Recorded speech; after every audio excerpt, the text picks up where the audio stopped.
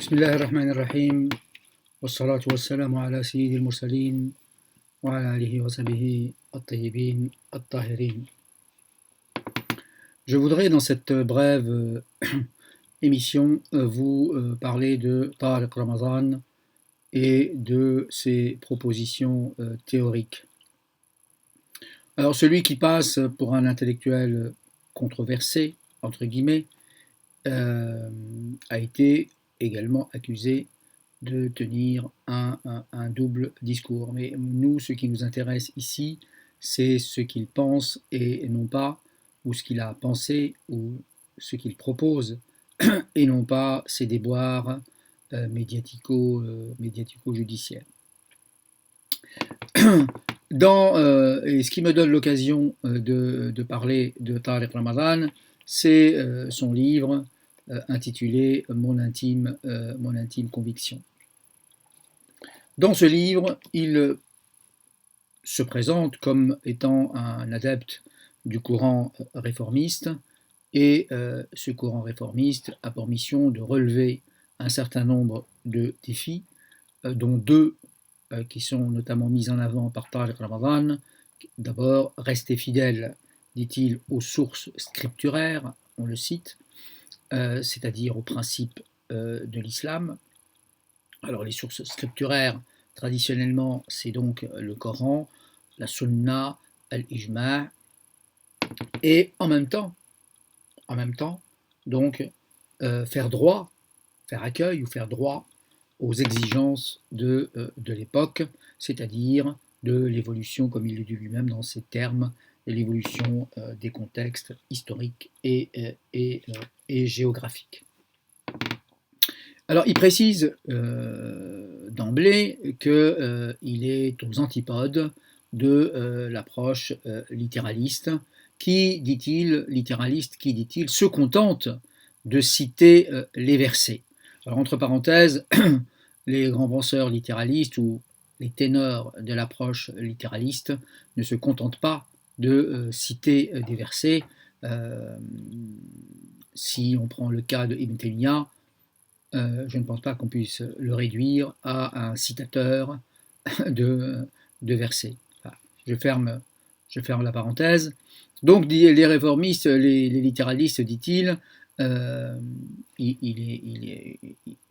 se situe aux antipodes donc de l'approche littéraliste, et les réformistes, dit-il, doivent prendre le temps, je le cite, de mettre en perspective et de contextualiser les discours. Alors, contextualiser, qu'est-ce que ça veut dire ? Ça veut dire tenir compte du contexte, bien sûr, c'est-à-dire d'une situation d'ensemble, en général, de l'évolution historique des sociétés dans lesquelles on se dispose à annoncer son message ou à prêcher sa religion ou à plaider sa cause.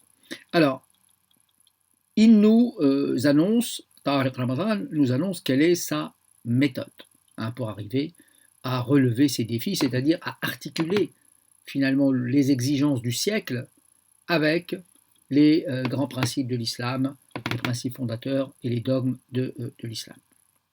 Alors il dit, voilà, d'habitude, j'expose les faits en 3 moments.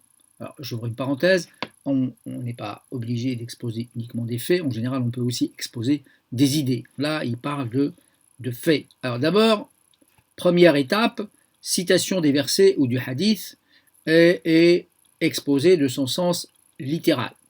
Deuxième étape, explication des différentes lectures proposées par les savants au cours de l'histoire, de même, dit-il, que les latitudes d'interprétation que permet tel ou tel verset ou hadith à la lumière, par sa formulation, à la lumière du message de l'islam. Et troisième et dernière étape, eh bien, Tariq Ramadan se propose de donner une compréhension et une application du contexte dans lequel nous vivons.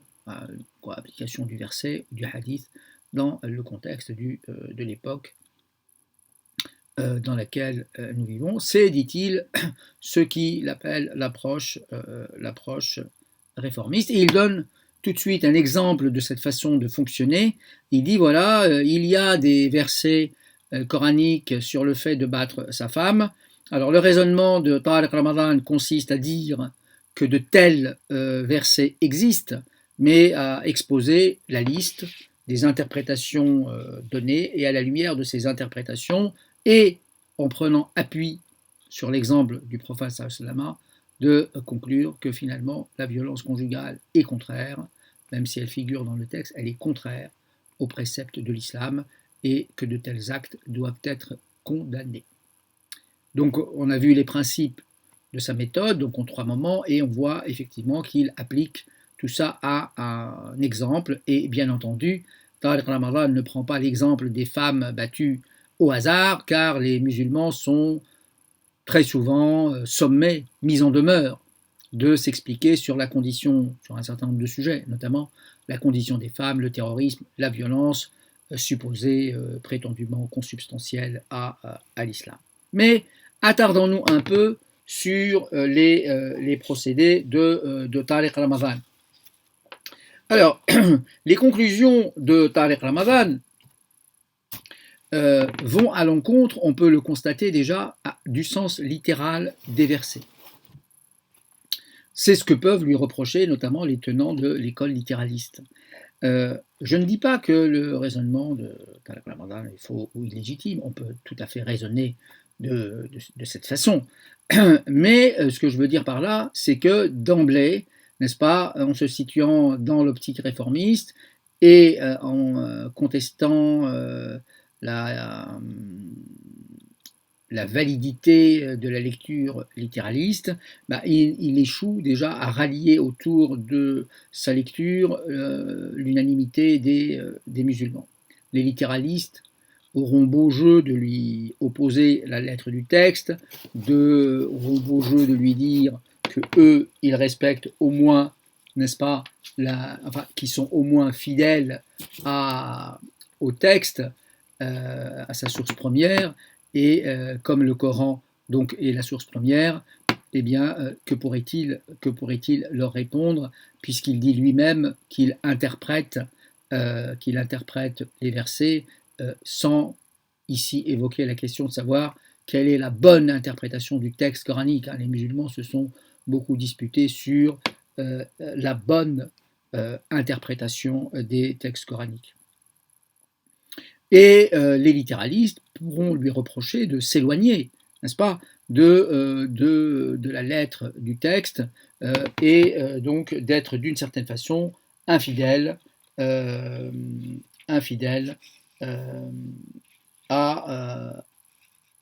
ce que dit réellement le Coran, même si, comme on l'a dit, effectivement, l'histoire de l'islam est traversée de toutes sortes de polémiques, de controverses, de débats qui assez souvent se terminent par des anathèmes et des excommunications. Si on prenons un exemple, si on prend le terme islam, tout le monde vous dira que islam signifie soumission. Et si vous voulez plaider la cause de la liberté en islam, eh bien, vous êtes devant un obstacle et une difficulté. Parler de la liberté en islam et de plus,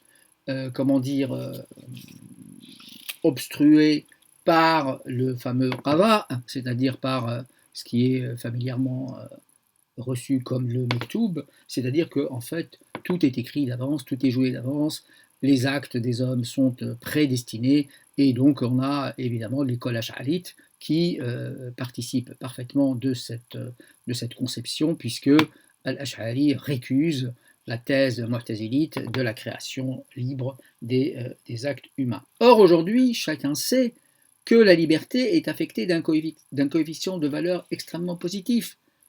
Et donc,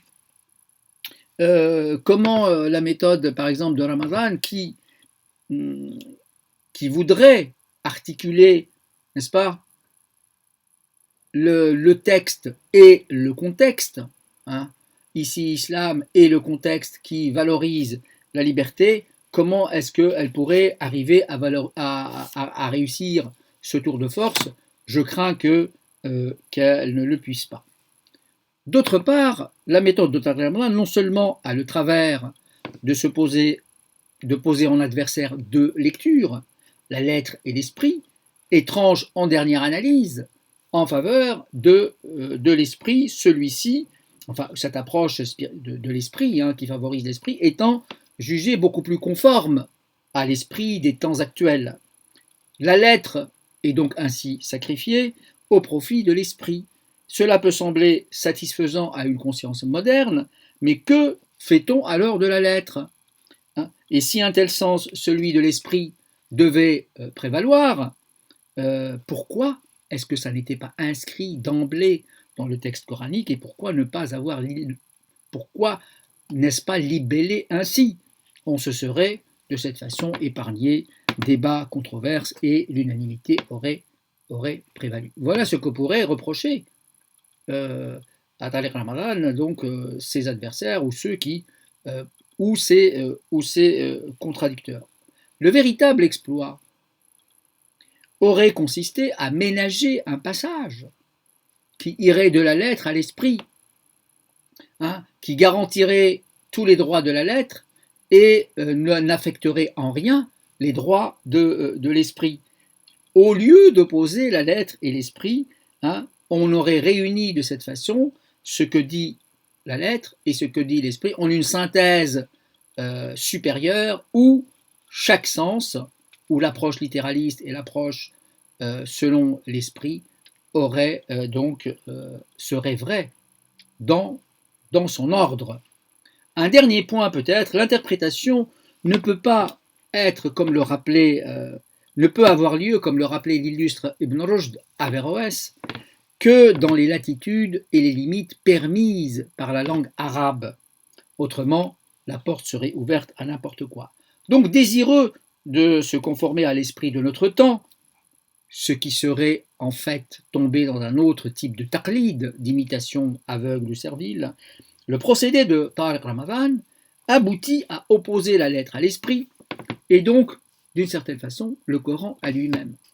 Az-Zamarshari, l'illustre commentateur mu'tazilite du Coran, avait déjà averti contre une pareille méthode qui consiste à opposer les versets du Coran ou le Coran à lui-même.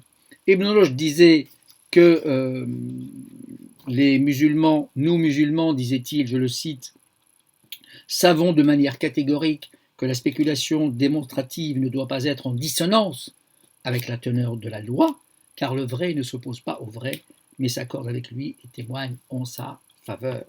Enfin, la méthode de Tariq Ramadan ne peut être valable dans tous les cas. Elle ne peut être universelle, puisqu'il est admis que les musulmans se sont accordés à donner un sens littéral à certains passages des textes coraniques, à donner un sens métaphorique ou allégorique à d'autres passages, et se sont opposés ou ont divergé sur d'autres passages. Ramadan dit, rappelons-le, qu'il se situe dans le camp réformiste. Or, dans ce camp-là, il y a des personnalités, par exemple Maxime Rodinson, dont la pensée n'a rien à voir avec celle de Tariq Ramadan. Et enfin, je me demande si cette notion de réforme n'est pas devenue une sorte de tarte à la crème qui, elle-même, gagnerait peut-être à être réformée sous peine de tomber dans un taqlid plus pernicieux que les précédents. Et je finirai en faisant appel à une formule de Ibn Hazm de Cordoue qui disait Kulluhum yadummun at-taqlid wa kulluhum muqallidun. Tous, il parle de tous les savants, tous les savants de l'islam, tous les savants blâment le taqlid, l'imitation servile ou le conformisme, et tous en sont des adeptes.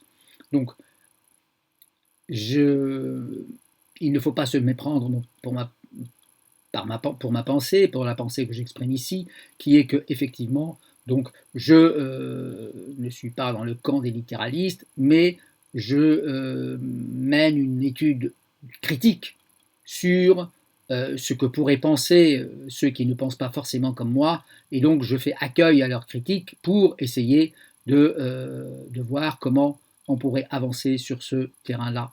Wassalamu alaikum wa rahmatullahi ta'ala wa barakatuh.